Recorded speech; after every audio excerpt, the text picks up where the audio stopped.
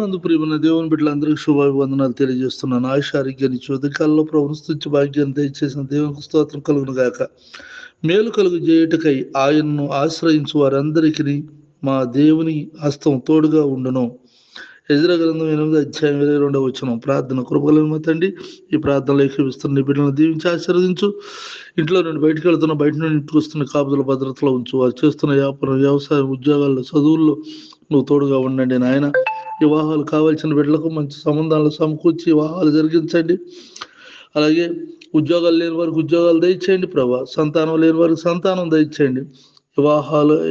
వివాహాలయ్యి తండ్రి పుట్టినరోజు, పెళ్లి రోజులు జరుపుకుంటున్నటువంటి వారికి సంవత్సరం నుండి సంవత్సరాంతం వరకు నీకు అందృష్టించి కాపాడండి నాయన. ఇదిగో స్కూళ్ళకి వెళ్తున్న బిడ్డలకు నువ్వు తోడుగా ఉండండి. యవనస్తులైనటువంటి వారికి మంచి ఉద్యోగాలు దయచేయండి.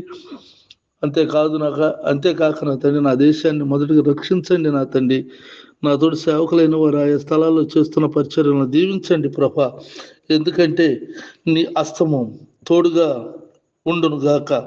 కనుక నా తండ్రి, నిన్ను ఆశ్రయించు వారందరూ నాయన సంతోషించున్నట్లుగా ఈ ప్రార్థనలు ఏకీవిస్తున్న నీ బిడ్డలందరినీ నిండారుల దీవులతో నింపమని, వారి ప్రతి అవసరతల అక్కర్లను తీర్చమని, అంతేగాక సంతానం లేని వారికి సంతానం దయచేయండి. అనారోగ్యంలో ఉన్న వారికి ఆరోగ్యం దయచేయండి.